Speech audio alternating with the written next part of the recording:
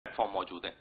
एक main stream media है जहां पर मैं रात को प्रोग्राम करता हूं और उस प्लेटफॉर्म पे मेरे पास कितना मौका या मार्जिन मौजूद है अब अपनी बात के मुकम्मल तौर पर इजहार करने के लिए, ये कोई ढकी छुपी बात रह नहीं गई।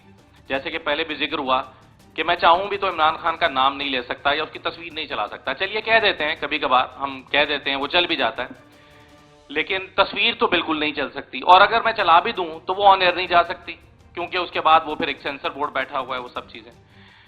तो मेन स्ट्रीम मीडिया पर कदगने इस हद तक आ गई हैं, और इसकी मैं शायद मालिकान को भी पूरी तरह से इसका जिम्मेदार इसलिए नहीं समझता कि हमारे मीडिया चैनल बुनियादी तौर पर तो अपने बिजनेस को तहफ़्फ़ुज़ देने के लिए चैनल्स लाए थे। यानी ऐसे लोग जो सेठ जो अपनी इंडस्ट्री चला रहा है, जो अपने कारोबार चला रहा है, उसको लगा कि अगर एक चैनल बनाऊंगा तो मेरे कारोबार को ज़्यादा तहफ़्फ़ुज़ रहेगा, मैं अपनी मीडिया की पावर को इस्तेमाल करते हुए मेरा कारोबार आगे चलेगा। लेकिन हालात ने इस तरह से पलटा खाया है कि अब जो मीडिया चैनल है वही उसके कारोबार के लिए लायबिलिटी बन गया है। यानी अब उसके कारोबार को थ्रेट इसी चैनल की वजह से मिल रहा है कि अब ये करोगे तो कारोबार भी चलता रहेगा, वरना कारोबार भी बंद हो जाएगा। तो प्लानिंग तो सारी एक सेठ की भी उल्टी पड़ गई। तो एक इस तरह के हालात में जब उसको रोजाना ये थ्रेट मिलता है कि चैनल तुम्हारा टेक ओवर किया जा सकता है या बंद किया जा सकता है, तो एक ऐसे माहौल में उसके पास भी शायद काम करने का मौका नहीं बचा।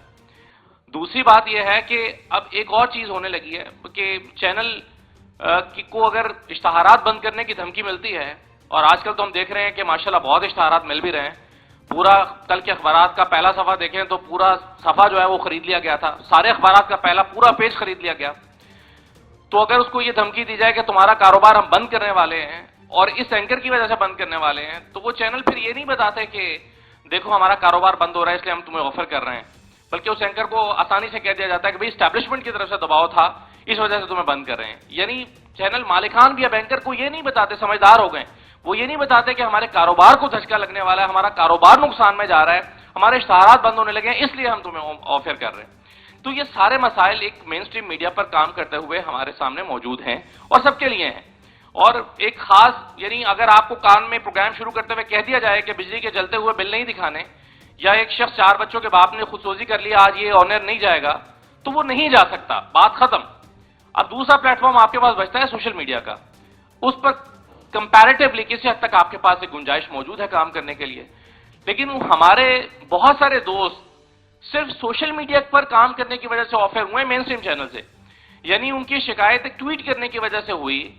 और अब यानी पहले तो ये था ना कि चलिए कुछ हमारे एस्टैब्लिशमेंट में बैठे हुए भी दोस्त हुआ करते थे, वो डायरेक्ट फोन कर लिया करते थे कि भाई ये ट्वीट तुमने की है जरा इसको देख लो, या ये तुमने जुमला कह दिया जरा इसको देख लो, या ये फलां बात हो गई है ये जरा नामुनासिब सी है। अब तो क्या होता है कि अब आपको अगर आपकी ट्वीट भी नापसंद है तो मालिकान को फोन किया जाता है, यानी डायरेक्ट आपकी जॉब को थ्रेट किया जाता है। तो हमारे कई दोस्त तो सिर्फ इसलिए ऑफर हुए हैं कि उनका यूट्यूब चैनल पसंद नहीं है, या उनकी ट्वीट्स पसंद नहीं है, या उनका सोशल मीडिया पर काम पसंद नहीं है। यानी आपके सोशल मीडिया प्लेटफॉर्म पर होने वाला काम भी आपके मेन स्ट्रीम मीडिया को इफेक्ट कर रहा है। तो बाज़ औक़ात तो ये लगता है कि हम काम जो करना चाहते हैं वो कर नहीं पा रहे, और अगर आप कर भी पा रहे हैं तो शायद इन हालात में लफ्जों की हुर्मत खत्म हो गई है। आप कॉलम लिखते हैं कोई फर्क ही नहीं पड़ता, आपके अल्फाज बेवकत हो गए, आप कुछ भी कहते रहे, कुछ भी लिखते रहे, कुछ भी बोलते रहे, किसी को कोई फर्क ही नहीं पड़ रहा। आप सियासतदान रोजाना एक बात को दोहरा दोहरा के बयान करते हैं, टेलीविजन टॉक शोज में आके बात करते हैं, प्रेस कॉन्फ्रेंसेस करते हैं, लेकिन मजाला किसी को कोई फर्क पड़ रहा हो।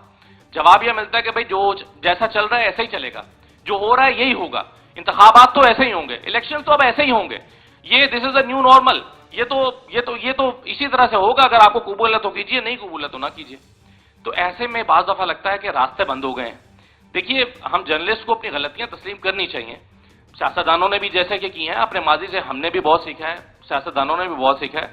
आज से चंद साल पहले मैं इस बात को तस्लीम करता हूं कि हमारे बहुत सारे दोस्त सोर्स समझ के एस्टैब्लिशमेंट से खबरें लेते थे।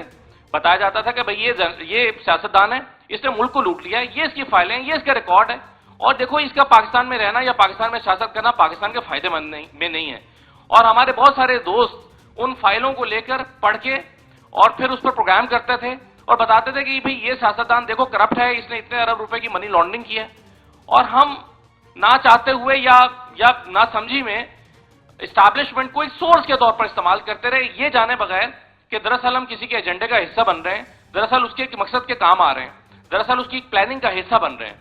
تو بہت ساری چیزیں ایسی ہوتی رہی ہیں، لیکن اب یہ ہوا ہے کہ آدھے لوگ اس وقت معطوب رہے ہیں اور آدھے لوگ جو باقی بچ گئے تھے وہ آج ملون ہو رہے ہیں. تو سبھی اس چکی میں سے ایک مرتبہ تو گزر ہی گئے ہیں. اور بہت سارے، میرا خیال ہے کہ ہم ایک ٹرم استعمال کرتے رہے ہیں سیاستدانوں کے لیے بھی کہ یہ گیٹ نمبر 4 کی پیداوار ہے، اور کئی لوگ تو بڑے فخر سے اپنے بارے میں بھی یہ کہتے رہے ہیں. تو میرا خیال ہے کہ حالات سے اور وقت سے سیکھتے ہوئے سبھی نے اپنے اپنے لیے ایک راستہ متعین کیا ہے، صحافیوں نے بھی اور سیاستدانوں نے بھی. اور بہتر یہی ہے کہ جو سیکھ لیا ہے اس جو راستہ اپنا لیا ہے اس پر پختہ طریقے سے کاربند رہیں تو شاید کوئی راستہ آگے نکل سکتا ہے. اگر ہم حالات کے بدلنے کے بعد اپنے اسی اپورچونسٹ رویے کو اختیار کرتے ہوئے ماضی کی طرف لوٹ گئے تو راستہ ملنا مشکل ہوگا. بہت شکریہ.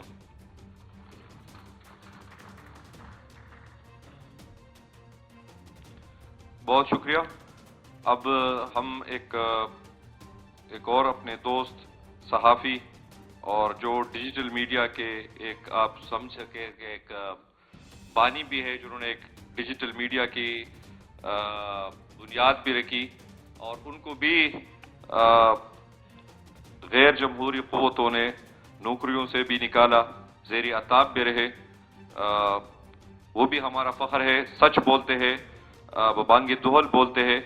تو میں ملتمس ہوں جناب صدیق جان صاحب سے کہ وہ آئے اور آپ لوگوں سے مخاطب ہو. صدیق جان.